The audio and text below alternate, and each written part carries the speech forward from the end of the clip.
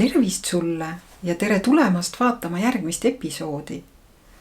Täna, üllatus, me ei olegi kuskil metsa vahel, vaid hoopis Tallinnas külas Alu Martinsonil.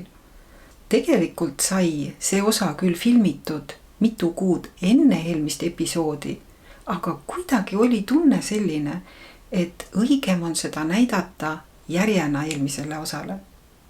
Juttu tuleb meil Aluga ikkagi Kõlliste Uuetoast ja inimestest, kes seal kunagi elasid. Sa võiksidki sellest rääkida kõigepealt, see tundub nii huvitav, see sõduri lugu nii öeldes, sõjamehe lugu. Jah, need on Kõlliste Uuetoa sõdurite lood. Ja see algab pihta sinu vaarisast, jah? Ja, see, vana-isa, nii. Et selle ma mõtlesingi, et ma näitan sulle kõigepealt ära, et enne kui üldse siin nii-öelda asja juurde asume, et Kõlliste Uuetoal käik nagu inspireeris, kuidas öelda, asju uurima ka teiste nurkade alt. Ja üheks selleks nurgaks kahtlemata on mina kui nii-öelda eks-sõjaväelane ja sõdur ja eks kõik poisid ole ju sõdurid, siis see paniga nagu uurima seda Kõlliste Aleksandri loost alates nii-öelda meie poeglaste sõjateid, et meie Kõlliste Uuetoa viis minu mõtted nüüd 20. sajandile tervikuna. Et Kõlliste Uuetoa lugu algab meie jaoks ju aastal 1914, et siis ja ta lõpeb siis tegelikult 1991 enam-vähem taasiseseisvumisega, kui veel vanaema seal käib. Ja siis sealt lähtuvalt kuidagi tekkis see kõrvalhuvi ka nii-öelda vaadata, et kus need siis Kõlliste poisid on sõdades käinud, sest vana-vanaisa, kui ta ostab 14. aastal talu, siis 16. aastal juba koputab tema uksele nii-öelda see kroonukutse. Nii et minu vanaisa ja siis minu vanaisa noorem poeg jäävad siis vana-vanaema Mariaga tegelikult Kõlliste Uuetoale kolmekesi. Sinna paksu metsa sisse, sinna soo äärde, vana-vanaisa viiakse esimese maailmasõja rindele. Ja nad on ju alles sinna kolinud tegelikult, eks? Jah, mõni aasta varem, täpselt, nad kolivad siit, vana-vanaema on Varblast pärit ja vana-vanaisa on pärit Tõstamaa kandist. Nii-öelda Martinsonid tulevad, aga nad peavad siin Hüüru mõisas, et siin samas lähedal Tallinnal mõnda aega meieriametit siin mõisas ja siit lähevad siis tagasi kodukanti Kõllistesse. Vana-vanaisa, vana-vanaema ja kaasas on siis, mis ta nüüd on, siis 5-aastane minu vanaisa ja mõneaastane minu vanaisa noorem vend. Ja sinna metsa sisse nad lähevad ja siis paar aastat hiljem vanaisa läheb esimesse maailmasõtta rindele ja saadab siis kuskilt Venemaa Poldovskaja polk, sihukene koht on siis olemas vanast kirjast või sellise foto peal taha kirjale, et ta saadab siis minu vanaisale koju kirja, ütleb, et näete, et siin on sinu papa, kirjeldab, et milline ta seal suures polgus on, et lipust seal on 3 habemikku ja siis olen mina, et see on vana foto pealt ilusti ära tuvastatav. Ja sellest kirjast ta kirjutab ka, et jumalaga, enne sõjaväljale saatmist. Ta isegi oli valmis selleks, et ta ei jää võib-olla ellu. Ma arvan, et see, mina julgen küll uskuda, et see kõik mehed kirjutasid jumalaga oma peredele igaks juhuks, sest sa ju ei tea kunagi, kas sealt tagasi tuleb. Ja minu vana-vanaisa tuleb õnneks tagasi ja sealt algavad ka minu vanaisa mälestused, mida ta on tegelikult kirjutanud ühes oma mälestuste, kahjuks on väga lühised ja napid. Aga tema kirjeldab siis seda hetke, kui ta istub seal Kõlliste Uuetoal akna all ja näeb siis oma papat ehk Aleksandrit koju tulemas esimesest maailmasõjast. Et sellised mälestused on olemas ja nüüd, kui me siis Kõlliste Uuetoal käisime üle-eelmine aasta, nüüd juba aeg lendab, et siis tekkis nagu selline huvi, et natuke rohkem oma juurte kohta teada saada. Ja siis saatsingi kõikidele oma poistele laiali kirja, ütlesin, et nüüd poisid on nüüd aeg kirja panna, et ma olen valmis sellise asja kokku panema. Ja joonistasingi siis nii-öelda meie kõik sõdurid, kes on siis siin elanud ja nad kõik on ju läinud mingisugusesse armeesse, mingisuguse režiimi ajal kusagil, on ju. Alates siis Aleksander, kes jõuab esimesse maailmasõtta siin, minu vanaisa Joann, kes on siis Kõliste Uuetoa noorperemees, võiks öelda. Tema käib Aegnal ajateenistuses kaitseväes ja siis pärast hiljem on Pärnu Kaitseliidus. Siis on teine maailmasõda, kus ta Saksa nii-öelda vägedesse mobiliseerituna mõned kuud veedab. Õnneks ta pääseb koju tagasi. Et see on 44. aasta ja mis 44. aastal Rinne liigub ära ja õnneks vanaisa jääb siis Pärnumaale. Ja siit tuleb edasi kõik need nooremad mehed, kes käisid Nõukogude armees. Mõned sugulased on käinud Ungaris ja siis tuleb uus aeg, kus on ka mina olemas. Või mina lähen ajateenistusse ja minu vend läheb politseisse ja meie onupoeg, noorem ja kõik siis nii-öelda järjest kõik poisid ikkagi kuhugi saadetakse ja kes siin minul õnnestus ka Liibanonis käia ja Sarajevos. Nii et see on see lugu sissejuhatuseks, et mis võib ühest talust tegelikult ju kõik sündida. Ja. Et need kõik mehed on ju seotud selle sama ühe väikese punktiga Eestimaal. Kus... Ja tegelikult siis ju nii see Kõliste Uuetoa lugu kui ka siin see sõduri lugu algab sinu vaarisa Aleksandriga pihta, eks ju. Minu jaoks küll, jah. Tema pilt on siin kaane peal, eks ju. Ja. Et sellest mehest hakkavad siin need kaks lugu pihta. Jah, täpselt. Vanaisa tuleb siit nii-öelda Tõstamaa taustaga mees Hüürust. Kolib siis 14. aastal Kõliste Uuetoale ja tal on seal 2 poega kaasas ja hiljem sünnib 18. aastal ka noorem poeg August sinna tallu, nii et elatakse seal 5 siis. Vabadussõda läheb meist selles mõttes mööda, et Aleksander on tulnud esimesest maailmasõjast, ta on vabadussõja jaoks liiga vana ja vanaisa noorem poeg on 10-aastased umbes, nad on liiga noored, et sinna sattuda ja siis kolmas poeg, kes sünnib 18. aastal, vabadussõtta nii kähku ei jõudnud. Et aga ütleme niimoodi, et enamus poegi on kuskil käinud ja mõned poisid, kes on pääsenud kroonu teest, on olnud päästeteenistujad. Et meil on selline riigi asi on vist perekonnas selline viga on küll olemas ja et kes ei ole kroonus, see on politseis ja kes ei ole politseis on olnud päästeteenistuja. Teenistus käib kõigil ikkagi ette näidata. Täpselt, me oleme kõik sellised kunagi üks lugu meenub, et ühe noorem mehe, kes küsiti, et kes sina oled, et ta just ütles, et ta on baptist. Ja siis öeldi, et üks viga võib ikka inimesel küljes olla. Et see on meie viga, me oleme jah, nii-öelda riigi teenistujas olnud. Aga jah, 2 aastat tagasi selline uus huvi minus ärkas oma juurte vastu. Aga millest see algas? See algaski sellest, et ema sai 80, onu oli 82, tädi oli siis 75 saamas, noorem onu siis 70 pluss. Et ja siis ma tajusin nagu, et need on inimesed, kes on seal Paksu metsa sees sündinud, onu küll hiljem Pärnus sündinud, aga ikkagi oma lapsepõlve seal Paksu metsa sees veetnud. Ja meie juured on ju kõik sellest Kõliste Uuetoast nii-öelda pärit, minule teada olevad juured.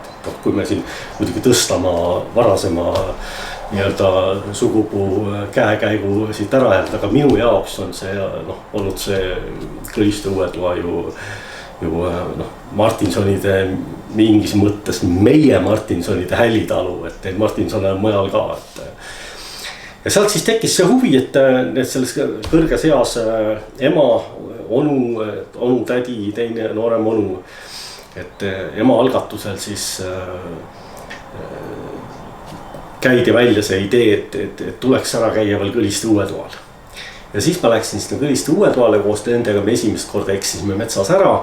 Õnneks kuna see oli tundmatuseni muutunud tee ja ma ei olnud üldse vaadanud mitte ühtegi kaarti, ma isegi ei olnud mõelnud selle asja peale mitukümmend aastat. Eks neid pilte oli ju vaadatud, aga kunagi ei olnud, ma olen seal paar korda varem ka käinud, 85. aastal käisime seal isegi ööbimas Vanas Aidas. Aga see vahe oli jäänud pikk? See oli pikk vahe olnud ja ma isegi peast ei käinud ka korra seda mõtet läbi, et need vanad teed on seal ära kadunud. Ja minna sinna nii-öelda 4 vanavanemaga, kes on seal kogu oma lapsepõlve veetnud ja läbi nõukogude aja tegelikult ju seal kogu aeg käinud. Et siis nagu metsa ära eksida ja see, et sulle vastu vaatab tundmatuseni muutunud maastik. Et seda ma ei osanud aimata, nii et me esimest korda isegi eksisime ära. Aga te läksite siis nii, nagu ikka nad olid käinud sealt Rüüsma teed mööda ja Pikapõlmalt ja kust see vana tee läks Pikapõlmalt otse Kõliste peale, eks ju? Vanasti läks tee tegelikult Rüüsmalt natukene põhja poolt, mis täna on täiesti võpsik. Ja ennem seda vana Rüüsmat siis kuskilt sealt ta läks otse sinna vana Kõliste peale. Ja ennem vana Kõlistet siis keeras natukene põhja poole nii-öelda Uuetoale. Et see on vanal kaardil täiesti olemas see tee ka, aga sellist aimdust mulle maapoisina, ma olen üks jagu maal ka elanud, mul ei olnud õrna aimuga seda, et mõni maastik võib nagu nii muutuda. Nii kiiresti.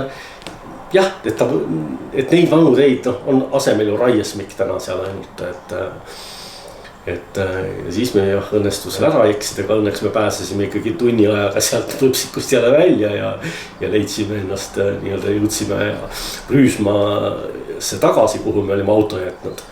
Aga te Uuetoale siis tookord ei jõudnud? Esimest korda me olime vanad orienteerujad, mina sõjaväelane on ju häbi tunnistada, aga metsas on võimalik ära eksida. Ja onu on orienteerujad ja mõlemad onud on orienteerujad ja ikka me suutsime ära eksida. Aga me olime kiviviske kaugusel Kõliste Uuetoal. Sõna otseses mõttes ma veel vaatasin natuke sinnapoole ja ma ei julgenud enam kaugemale minna, et mul on ikkagi 4 vanainimest metsas kaasas, et ma pean ju ikkagi vastutama, et me eluga tagasi jõuame sinna. Ja tegelikult Kõliste Uuetoa oligi, ma ütleks niimoodi, et ta vist oli vähem kui 75 meetrit, aga see oli nii võpsik seal. Ja sa ei teadnud, kus ta seal täpselt on. Jah, täpselt, ei olnud õrna aimu ka ja onu ütles ka, et siin ei ole nagu, siin on ju kõik muutunud, et siin on ju lihtsalt, me oleme kuskil keset raiesmikku ja me ei oska ju kuhugi minna. Ja sellist suurt tuhnimist. Ma vaatasin ka kella, et hakkasin vaikselt mõtlema, et kuulge, et võib pimedaks minna ja siis otsustasime tagasi minna. Aga ega meil siis see mõte jäi sisse, et kuulge, et meil jäi ju see koht üles otsimata nüüd ja siis emaga otsustasime salaja selle koha üles leida. Ja võtsime siis noorema onu kaasa, tema siis noorema poja Juhani ja läksime siis juba vana Kõliste kaudu. No siis ma tegin juba põhjaliku kaartide luure ja kõik asjad ära ja võtsin kõik oma GPS-id kaasa, mis mul olid. Ja siis ma tegin ka põhjaliku eeltöö ja siis ma teadsin, et nüüd me läheme täiesti kindla peale. Ja kindla peale oligi siis teed olemas täna nii-öelda Vana Kõlistesse. Ja Vana Kõlistest on siis 266 meetrit linnulennul, on ju, asimuut, mis ta siis oli siis Kirdesse enam vähem, on ju. Ja siis ütlesingi, et ema, et sina oled kõige õbrukesem, sina lähed nüüd keskelt, et mina lähen siit põhja poolt ja noor onu, et sina lähed nüüd lõuna poolt, et hargneme sealt nii-öelda üks paarikümne meetriste vahedega. Niimoodi hääle kaugusel. Jah, et mina näen ema ja ema näeb onu. Te olete ikkagi silmide kaugusel ka, et see ikkagi oli juba siis raiesmik kõik, jah? Ja, siis oli juba kõik raiesmik, Vana Kõlistest oli mingi, tegelikult oligi seal paarkümmend meetrit minna ainult ja siis me jõudsime selle lagendikuni ja onu jõudis siis paremalt poolt, lõuna poolt lähenedes kõige lähem seal ja siis ta silmas seal ja ta ütles, et ta ei julgenud kohe hõigata, et ta näeb neid varemeid, sest meie müürid on ju kõrged seal, on ju. et need vanad talud seal teised on ikkagi madala vundamendiga. Aga vanaisa ehitatud maja oli ikka niimoodi, et vundament oli ikka nii-öelda laudaosa oli üle pea kivid ja neid ta siis silmas sealt ja siis me leidsime selle asja ülesse ja siis ma sealt Kõliste uue toa trepil istudes tegin kohe kõne oma vanemale onule, kes on seal samas sündinud selle hoovi peal. Ja ütlesin, et onu, et nädal tagasi me ei leidnud seda ülesse, aga ma helistan sulle praegu siit trepi pealt. Ja siis ta küsis, et kellega sa seal oled. Ja ütles, et ma olen sinu õega ja sinu noorema vennaga, et me tulime ja otsisime selle asja siit tiinikust ülesse. Ja siis nädal aega hiljem umbes, ei tegelikult ei olnudki nädal aega, see mõni päev hiljem juba. Mina siis käisin Tallinna vahet, sõitsin korraks ja võtsime siis kaasa ka nii-öelda onu ja Pärnust tädi. Ja siis läksime uuesti. Ja siis me läksime uuesti, nii et me oleme 3 korda seal käinud ja siis said kõik käidud. Võtsime kaasa Pärnust ka täditütre, kes oli sinna nõustud kaasa tulema ja 3 korda käisime, ilm oli iga kord ilus ja päike paistis, nii et selles suhtes meil läks igati selle kodutalu otsingud korda, et tuli teha 3 ekspeditsiooni metsa vahel selleks, et kõik saaksid seal ära käidud. Ja ma olen siis kõiki nii-öelda oma põlvkonna inimesi ka inspireerinud, et te peate sinna minema. Ja järgmine aasta siis ema ütles, et oi tahaks veel minna sinna. Siis kui ma olin selle maketi teinud valmis, ta tahaks ikka veel minna ja siis et keda veel kaasa kutsuda ja kuna meil on Ainuväljas on sedapidi sugulased, et vanaema sugulased on Ainuväljas. Et siis Ainuvälja sugulasi ta sai Tartust kaasa. Nii et järgmine aasta siis 2004. aastal ja me läksime siis Ainuvälja tuttavatega sinna Kõlistesse veel korra ja see oli see öö, kui ma siis endale otsisin motivatsiooni, et aga miks ma peaksin sinna veel metsa taha minema, et mida ma seal pean tegema. Ja siis ma otsustasin, et ma magan seal öö läbi, et siis me saame öelda, et võt need Martinsonid on elanud seal nüüd 110 aastat, et viimane ööbimine oli siis 110 aastat hiljem, ja seal ma siis öösel. Aga siis sa olid üksipäini seal? Ma jäin jah ööseks ja ma jäin üksipäini, et oli kõle, koerad haukusid õues, mõtlesin, et hundid, karud söövad mind ära. Ega uni oli hästi hõre. Et ikkagi päris üksinda seal kuskil soo ääres kaugel metsa sees, ma ei olegi ennast nii kõhedalt tundnud. Need olid siis kuskilt naabertalud? No kindlasti ma usun, et rüüsma kutsu ja keegi oli seal veel, mingid koerad haukusid sealt siis nagu Paadremaa poolt, küla poolt olid ka jah. Et sellist haukumist öösel oli ja unes nägin karusid. nii et aga see tunne oli võimas tegelikult minna tagasi oma mõtetes siis 110 aastat. Et see on nagu ühel hetkel tajud, et see on inimesed kujutab, et see on ju meeletult pikk aeg. Ja ühel hetkel oled sa seal hetkes, kus see on nagu sekund. Istud selle sama trepi peal, kus sinu vana-vanaisa on istunud ja õhtul vaatasin seda üle metsa soo peale langevat päikest ja mõtlesin, et seda nad on kõik siin ju iga õhtu on seda sama päikest siit täpselt samast kohast vaadanud, et ühes hetkes tajuda sajandit. Et need on hästi võimsad tunded, et see pani mind ka nagu edasi uurima seda Kõliste uue toa lugu, et mida siis on ühe sajandi jooksul ühes talus toimunud. Et kõik need sõjakäigud, kõik kõik need laste sündimised, et onu sündis seal samas Põõsal, oli augustikuu, et Põõsal oli vist, oli piisav hea koht siis, et lapsi ilmale tuua. Ja tema oli see pere esimene laps. Jah, tema oli pere esimene laps 41. aastal. Ja 44. sünnib siis minu ema aprillikuus, aprill on natukene, ei ole nii soe, et tema siis on nii-öelda talu toas sündinud ja tädi sünnib 49. aastal, tema sünnib selles samast toas nii-öelda. Põhimõtteliselt kõik nad on selle korstna all seal sündinud, ja kõiki neid asju nagu tunnetades seal kohal olles mõtled, et tõesti see oli ju, täna keegi ei lähe kuskile Põõsa alla sünnitama. Ma kujutan ette, et seda varsti kriminaliseeritakse selline asi, et kui sa hull sellise asja peale oskad tulla.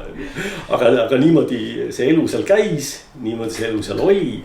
Ja seda on hästi põnev korra nagu läbi mõtestada ja läbi tunnetada. Et mida need inimesed võisid seal tunda, kui nad seal see 100 aastat seal paksu metsa sees niimoodi elavad. Et me täna ei kujuta seda vist ette tegelikult, et ei olnud elektrit, ei olnud internetti, ei olnud televisiooni. Ajaleht käis mingist ajast peale, et meil on siin 3 aastakümmet perekonnalehti on alles veel, mis Kõliste Mõõduale nii-öelda toodi.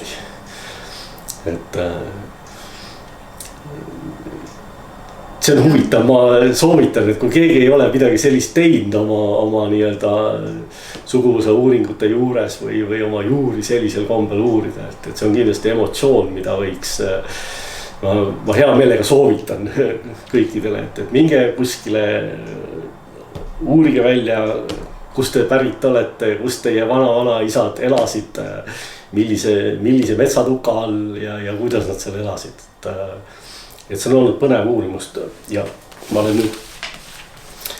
nüüd mingi osa saanud kokku sellest, et ühel päeval ma loodan, et ma saan sellega valmis, et nii nagu ma sain valmis selle maketi oma ja saan teada, et milline see elu seal metsa vahel oli, et siis nüüd ma püüan seda ka kirjeldada, et mul on mingid asjad juba koos.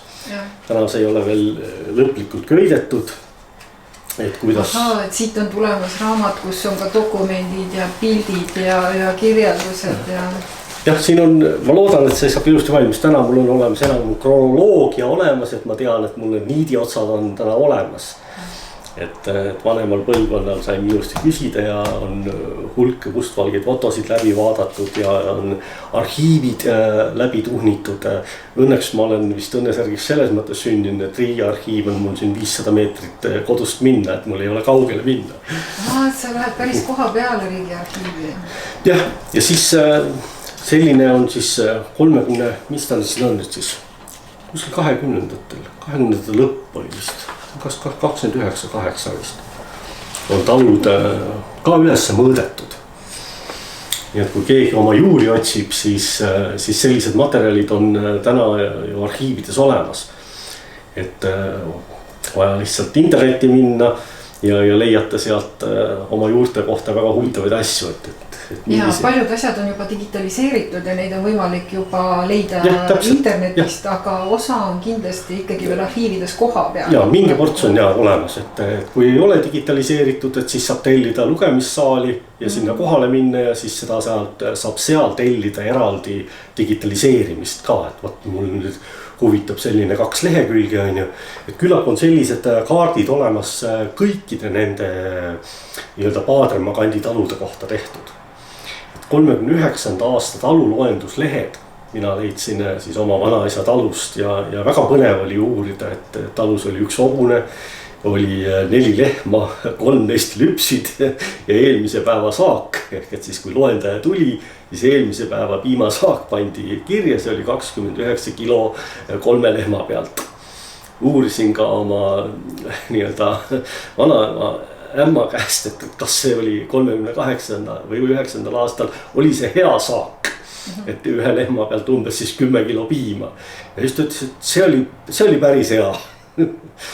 10 kana, siis on kõik kirjas, palju oli oma tarbeks seal 1 lammas ja 1 siga vist talve jooksul tarbitud nii-öelda aasta jooksul.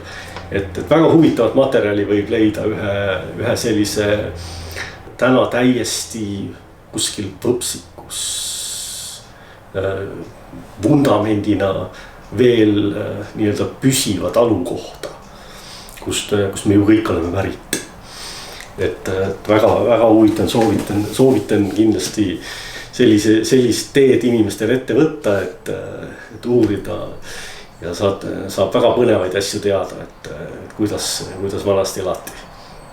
Kas sellest alates, kui sa hakkasid oma suguvõsa lugu ja seda päritolu lugu ja talulugu kõike uurima, kas sa tunned, et su elus on midagi muutunud?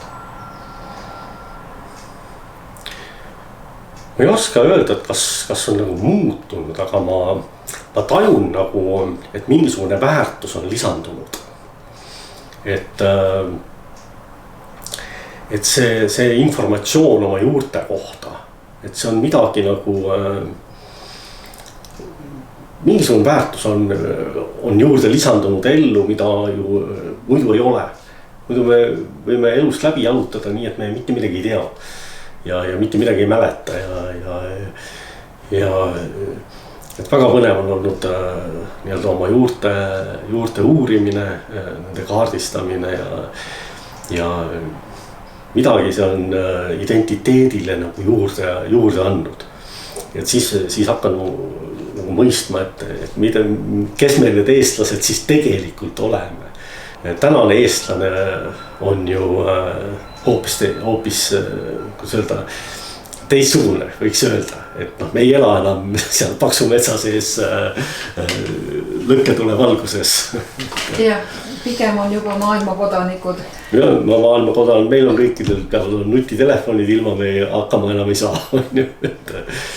Et see mõtestab elu mingil uuel moel küll jah,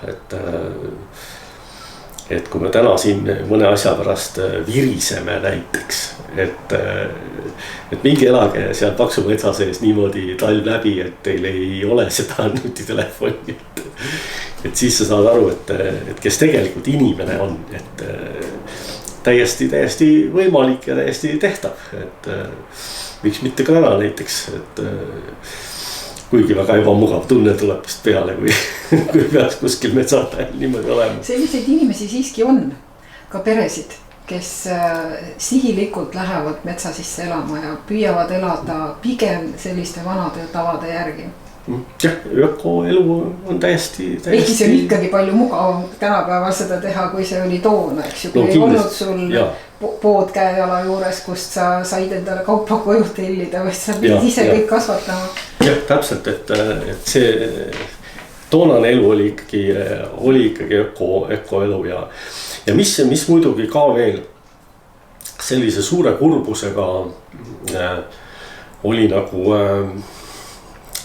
kuidagi nagu emotsionaalselt ma mingil määral elasin seda uuesti läbi, et kui tuleb see kolhooside aeg, tuleb see sõjajärgne aeg, kus kõik need suured talud, mis on elujõulised, kus on hobused, kus on olemas lehmad, kus on kanad, kus on lambad, kus on selline tavaline talu täiskomplekt, et meie talu oli 20 hektarit, ma isegi ei kujutanud ette, kas see oli suur või väike talu, aga nüüd, kui ma korralasin peast läbi selle 35-6 aasta Paadremaa kaardi, mis meil ka külapäeval oli ülal, et siis need talud on enam-vähem kõik sama suured, seal need krundid.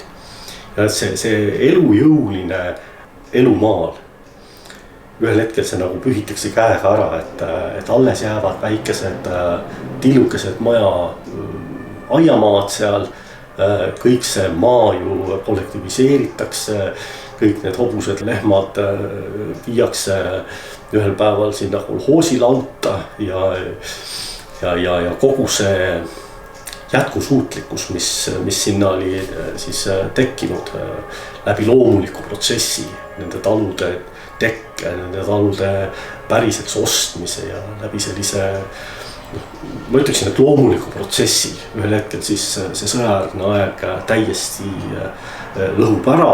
Ja see lõikab läbi kõik. Keegi kuskil kontoris mõtles, et teeme teistpidi. Ja see paneb ka minu vanaisa tegelikult mõtlema, et 43. aastal ta kirjutab juba oma nooremale vennale, kes on Sinti kolinud tolleks ajaks juba. Ta juba mõni aasta varem pidas poodi Paadremaa küla keskel ja sealt edasi siis kolivad nemad perega Sinti ja siis ka Eesti Uuetoale jääb minu vanaisa Johann. Ja 43. aastal ta juba ütleb, et need maksud on väga rasked, aga see on sõjaaeg, et sellest saan aru aga pärast sõda, kui nüüd siis võetakse ära ka talumaad, et siis üks taluperemees, minu vanaisa siis hakkab mõtteid mõlgutama, et see elu, ma ei saa hakkama selles talus. Selles talus ei ole nii palju elujõudu, et ma saaksin siin oma perega olla. Ja 50-ndatel, tegelikult 49-50, ta juba ise läheb Pärnu tööle ja siis aasta hiljem oma pere viib Pärnu elama sealt. Ja vanaema elab seal 57. aastani siis talus veel koha peal. Üksinda? Jah, ta elab üksinda, seal on hiljem ka mõned inimesed veel elavad talus, et kes seal maal on, et talu on, ruumid on, et seal on mõned inimesed veel, kes elavad kas ühe talve või 2, aga see elu ka seal tegelikult ikkagi hääbub. Ja minu vanaisa käib siis kuni oma nii-öelda elupäevade lõpuni seal talus veel mesilasi pidamas. Seal on mingi väike aiamaa, aga kuna loomad ja kõik see majandus on juba kolhoosis, et siis mingit sellist elu seal enam ei ole.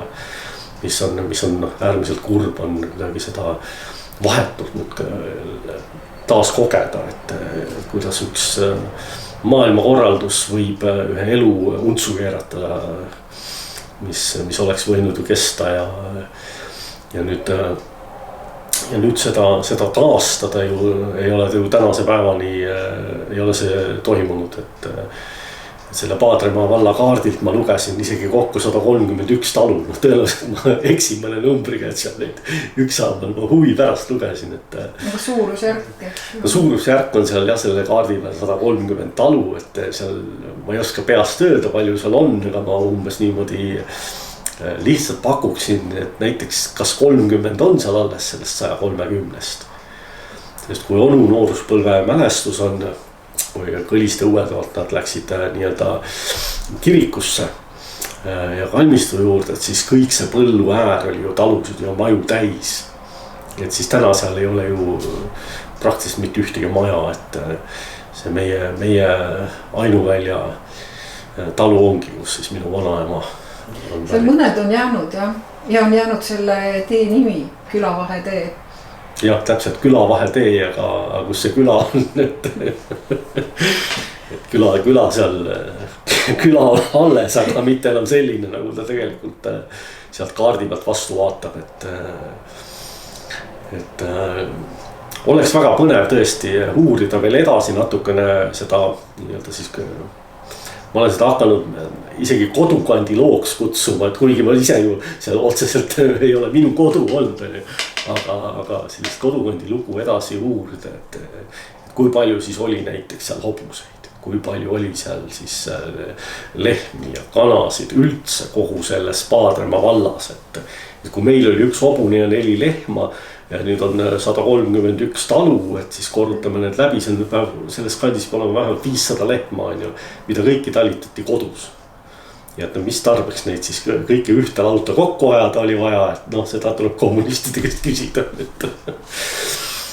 Ja hobune pidi ju olema, sellepärast, et tollel ajal tehti ju põlutööd hobusega. Põlutööd tehti hobusega, et kas igas talus hobune oli jällegi, ma ei tea, et hobuse Aga mõnes oli mitu. Mõnes oli mitu, aga tööd said tehtud ja ja liiged ju ka, ega sul, et sa tahtsid kuskile minna vankri ette või ree ette, sa ikkagi ka pidid panema hobuse. Ja ikka no, ja. Pigem oli seal ikkagi igas talus hobune või mitu, kui et ühtegi polnud. Ma pean jälle tunnistama võhiklikkust, aga ma ühes sinu filmis sa näitad siis rüüsma hobuseid. Ma olen kogu ratsinud pealt, et huvitav, mida nad seal teevad. Et põldu nad ju ei künna, et seal rohtu näksivad. See on olnud huvitav nagu reis läbi aja, et nagu me juba korra mainisime, 20. sajand võib ühel hetkel nagu osutuda niivõrd väikeseks, lühikeseks looks, et pikk 100 aastat on mööda läinud. Ja ühel hetkel ta võib-olla üldse kaob meie mäludest mingil moel ära.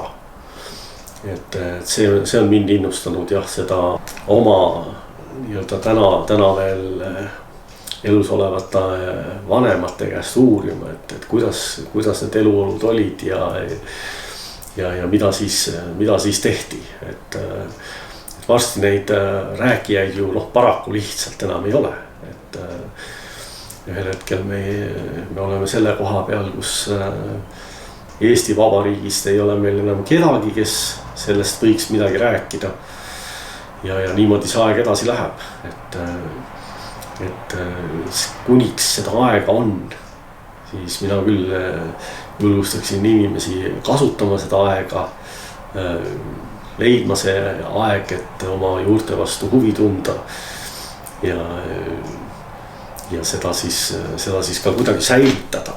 Et mina teen nüüd siin oma väikest brošüürikest, et kõik loodetavasti kõik minu sugulased, keda meid siis on täna 50 või palju me neid kokku lugesime seal, et 50 inimest saavad teada, kust nemad pärit on, kuidas elasid nende vana isa ja vana ema kusagil kaugel soo ääres Pärnumaa metsas, millest on täna järgi siis jah, kõrged varemed ainult. Et 60ndate alguses oli nüüd see kurb aeg meil Uuetoal, kus vanaisa, kuna seal talus kedagi enam ei elanud, siis vanaisa need palgid müüb Pärnusse.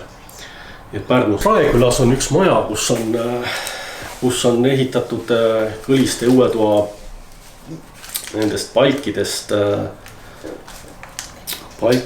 üks maja. Ühesõnaga maja võetakse selles mõttes lahti, et palgid müüakse ära ja viiakse sealt ära ja jäävad ainult siis müürid. Jah, täpselt. Et täna meil on seal ka neid talusid ju, kus need palgid on lihtsalt ära nii-öelda ajahaamas on nad ära söönud, et minu vanaisa näeb seda tulevikku ette ja tõenäoliselt üksjagu oma kätega tehtud paik, tema süda ei luba seal lihtsalt nii-öelda loodusele jätta ja toob need palgid Pärnusse. Jah, ikkagi praktilise meelega majandusliku mõtlemisega inimene. Jah, et selline pragmaatiline otsus. Kuskil mul kunagi oli need pildid ka, ma ei tea, ma nüüd praegu lihtsalt kohe niimoodi üles leian, et kus need palgid veel osaliselt on. Aha, näed, siin ongi need näiteks.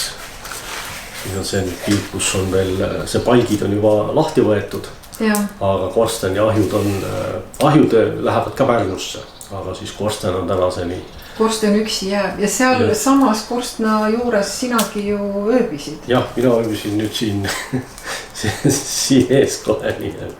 Nii et sa olid ikkagi toas. No mina olin toas ja ma alguses tahtsin vanaisa tuppa minna magama, aga seal oli juba võsa nii palju, et ma pidin ikkagi ees elutoas magama siis sellise koha peal, kus mu tädi on sündinud siin selle soojamüüri ääres, ema on sündinud siin akna ääres teisel pool teed ja siis ma magasin siin keset tuba nii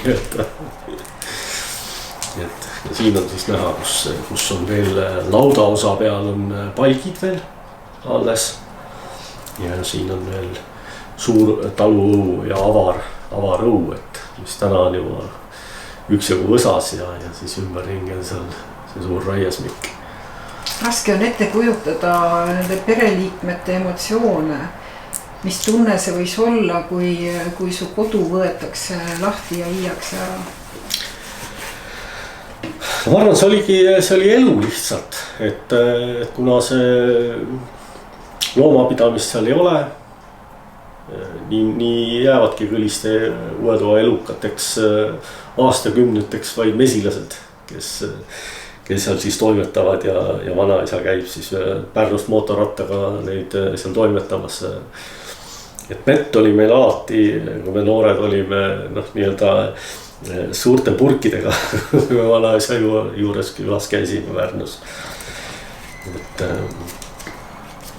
Et mõtestada vanasid fotosid on põnev. Ja need on nüüd lood, mida saavad ju tegelikult rääkida need inimesed, kes seal siis sündisid, kes seal siis elasid ja mõne aja pärast meil ei ole neid rääkijaid.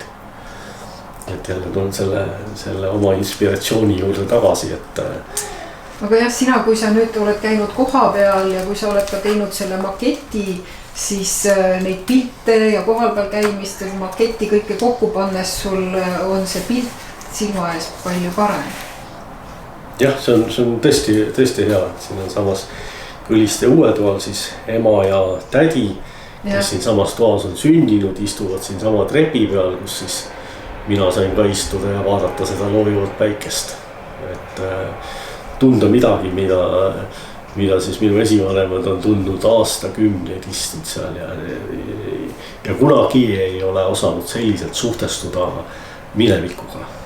Ja. Et lähed sinna kohale ja saad aru, et kus on üks või teine asi.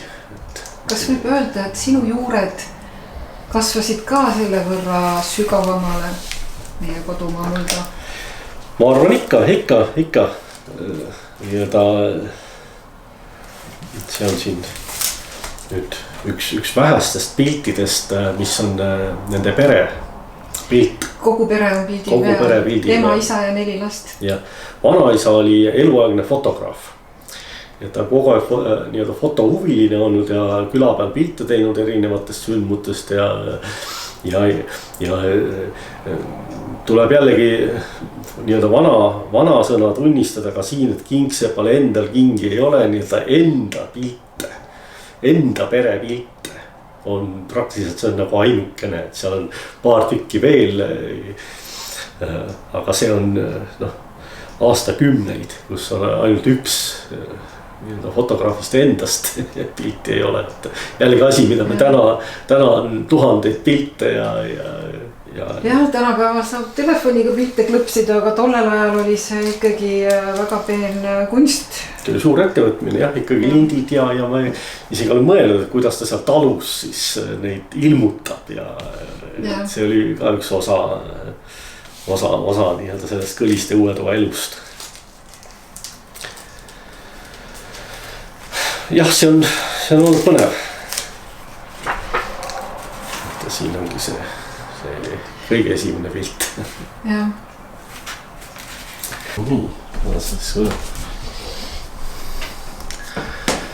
See on nüüd kõikide meie teadmiste järgi pärit sealt Kõliste Uue Toalt.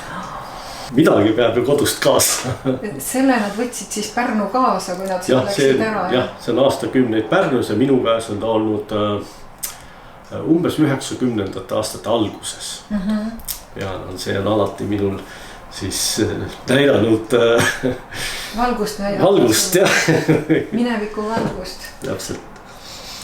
Et see peaks olema Kõliste Uue Toal ühel ajal olnud seal. Ja nüüd on ta siis minu juures, et kahjuks on see klaas on katki läinud ja ma ei ole sobivat nii-öelda uut ka leidnud. Et teiste mõõtudega ma olen leidnud, aga mitte nüüd konkreetselt, mis siia sobiks. Siin on mul veel mõningaid huvitavaid asju, mis on sealt Kõliste Uue Toast siis minu kätte jõudnud ja mina neid siin alles hoian. On näiteks üks kiri Kõliste Uuetoalt Aegna saarele. Eks ajateenija kiri, kui mul vanaisa seal Aegnal teenib. Aga väga huvitavad on olnud üks ports vanu kirju, mis meil on säilinud just 40ndate esimesest poolest ehk et sõja-aastatest. Ja nendest kirjadest vaatab vastu tolle aja olustik väga huvitaval ja väga süngel viisil isegi, et need sõja-aastad olid rasked. Et siit on raske neid lugedes, me trükkisime need ümber niimoodi, et siin on hea lugeda neid kirju. Aga ühes sellises kirjas jah, vanaisa kirjeldab 43. Mis ta nüüd on, 43. aasta olusid jah. Ja hoiatab oma nooremat venda, kes on Sindis jälle raha nii-öelda devalveerimisest ja 10-kordsest. Et on kuuldusi olnud juba mõni kuu hiljem, et jälle devalveeritakse 10 korda. Et nii nagu detsembris ja märtsis ta siis või veebruaris ta juba kirjutab, et märtsis vist tehakse uuesti. Et me ei kujuta seda ette, kui mõne kuuga meie varasid või meie siis nii-öelda seda raha natukest devalveeritakse 2 korda, 10 korda. Et siis 100 rublast saaks 1 rubla, et see ja siis vanaisa uurib, et mida saaks veel linnast osta võib-olla ennem kui see raha väärtus nüüd sõja ajal täiesti kokku kukub. Siis ta küsib, et kas on fotoaparaati äkki linnas müügil, kas on käeuuri. Jälle asi, mida pidi paadramaalane linnast uurima, et kas oleks saada käekella. Et täna meil oli ju kõik kohad käekellasid täis, et me ei kujuta ettegi, et kuskil kunagi oli aeg, kus otsiti ühte käekella, et kas on müüa. Ja siin on jah väga huvitavaid selle ajastu kirjadest mõtted, et kuidas seal ühes kõrvaltalus rööblid käisid jälle ja kuidas siis mobilisatsiooni eest ka, et mõned poisid mõtlevad pakku minna. Et seal ei olnud Eesti oma mobilisatsiooni, et alati, et kas ma siis lähen sinna või ma ikkagi ei lähe, et need otsused olid kindlasti toona mitte kergete killast, et otsustada, et jah, ma lähen nüüd sinna või ma lähen siis kumbale poole rindejoont ma nüüd võitlema lähen. Et seda olustikku on siin nendes kirjades olemas. Need on kõik asjad, mis on kuskil vanaema selles sahtlis. Küsige kodus, vanaemal kindlasti on see saatel olemas. Ja sealt saate siis põnevaid asju teada, kuidas elatud on.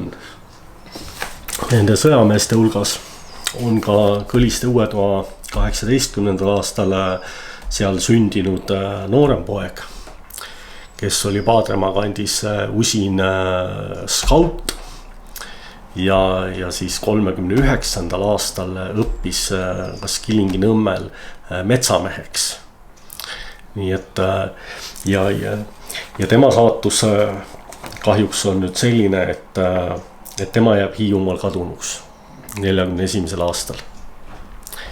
Ja see on nüüd tema siis surma tõend või teade, mis saabub koju alles 47. aastal. Nii et 6 aastat hiljem alles jõuab 41. aastal Hiiumaal kaduma jäänud Augusti kohta surmateade nii-öelda koju, et jällegi üks selline olustikuline tänasel päeval me ju niimoodi ei mõtle, et keegi on 6 aastat kusagil kadunud ja tema tegelik saatus ongi nüüd päris täpselt teadmata. Et on siin-seal killukesi, on jutt, et ta on seal vangi langenud ja ta on küünis, hoitakse teda vangis aga sealsamas jällegi Hiiumaa ajaloolastega ma olen olnud ühenduses ja uurinud, et mida nemad siis teisest maailmasõjast Hiiumaal teavad ja kuidas nii-öelda seal hukkuti ja sealt nagu tegelikult jäljed kaovad ära. Et ei ole neid ei maha nii-öelda lastavate nimistutes ja neid nimekirju peeti üpris usinasti. Et oleks ikkagi tegelikult teada, et kes siis ikkagi on võib-olla kuhugi ära põgenenud. Jumal hoidku on ju vastase poole üle jooksnud, et sellepärast neid nimekirjasid peetakse, aga augusti nagu jäljed tegelikult kaovad ära. Ja ta on varem Haapsalus aastakese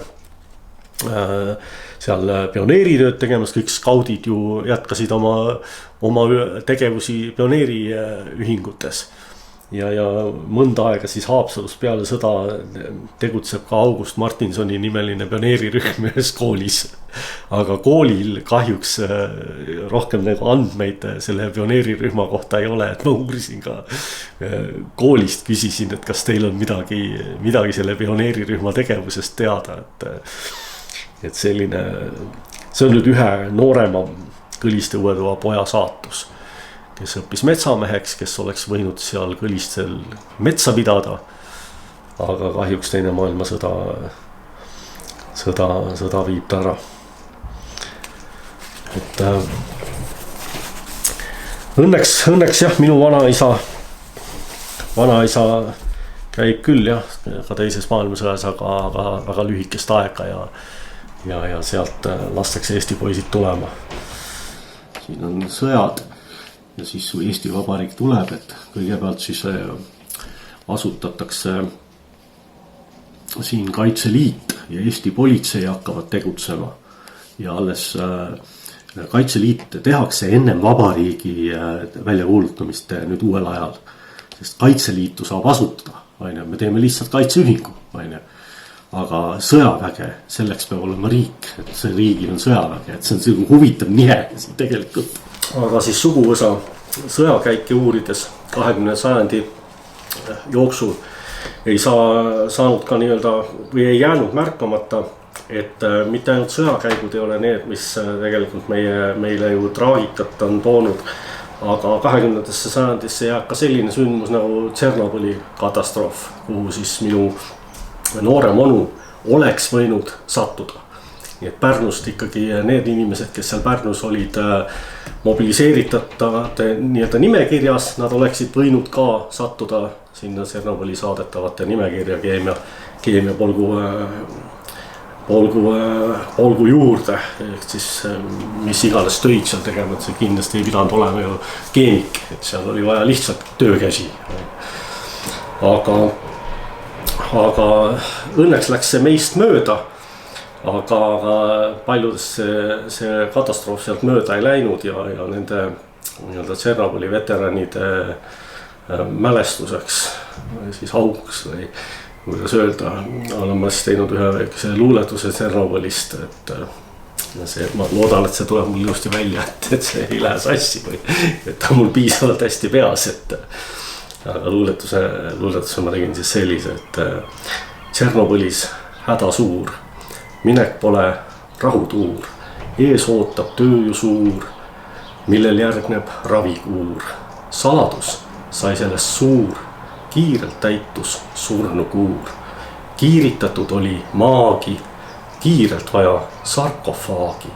Rohked olid üledoosid, kalme katsid, valged roosid, igal mehel omad noosid. Udupilved kandusid, paljud rahvad vandusid. Et selline see Tšernobõl oli, et paljud rahvad vandusid. Õnneks läks meist mööda sellisel kujul, et ei olnud. Mina ja vend olime liiga noored, aga jah, onu oli selles kohas, kus ta oleks võinud sinna ju sattuda. Kas sa oled rohkem kirjutanud luuletusi? mul on peaaegu 100 ma tean, mul eesmärk on 100, mul on peaaegu 100, aga need on kõik sellised lihtsad mingisugustest episoodidest. Põhiliseks teemaks on ajalugu ja aga igast teisi teemasid on ka tegelikult jah, et isegi Korju külast ühe teinud, aga toonasest ühest käigust, aga see mul ei ole peas, nii et mingi... mõned sinu luuletused on laulu sisse ka jõudnud? Mõned üksikud on jah, sõpradele sünnipäevalaule olen paar tükki teinud, et ühel ongi nüüd ülehomme on sünnipäev, et ülehomme tuleb siis esmaesitus talle. Minu soovitus on, et tehke ikka nimekiri kõikidest nendest asjadest, mida te veel teinud ei ole ja siis proovige, mõni asi võib teil hästi välja tulla. Alati katsetage, kunagi ei tea, mis asi teis veel peidus on. Ma nüüd tasapisi uurin edasi neid asju ja püüan selle brošüürikese valmis saada, et ühel hetkel minu tütar näiteks jõuab nii vanaks saab kui mina ja siis ja mind ei ole enam neid lugusid rääkimas, et siis tema võtab kätte ja ütleb, et vau, et see oli üks vägev asi, mis sai ära tehtud. Et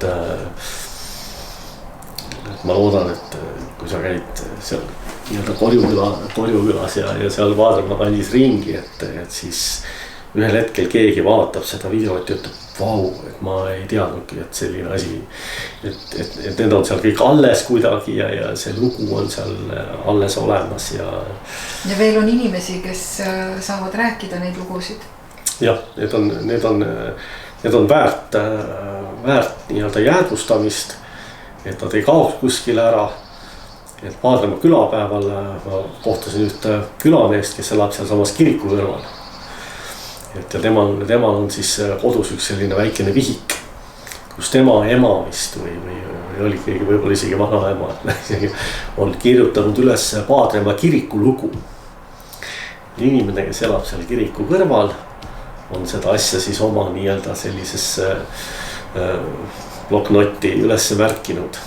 Aga õnneks näed, koolimaja on alles ja kõike seda nagu üheks tervikuks liites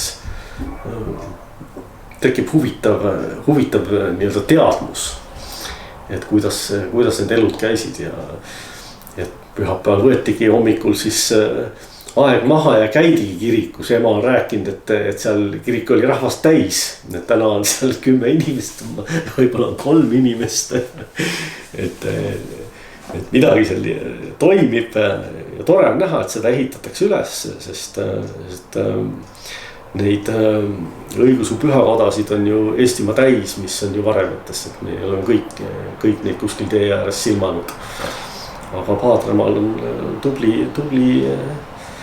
tubli rahvas, vaatamata, et neid on ju nii vähe seal, et seal ikkagi askeldatakse ja hoitakse seda kodukandi lugu ülal.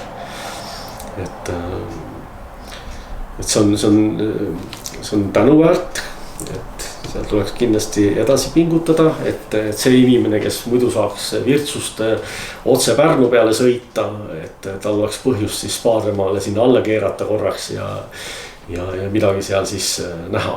Et see on nüüd selle paari aastaga olnud ka selline uus avastus, et seal on üks väike toimekas küla.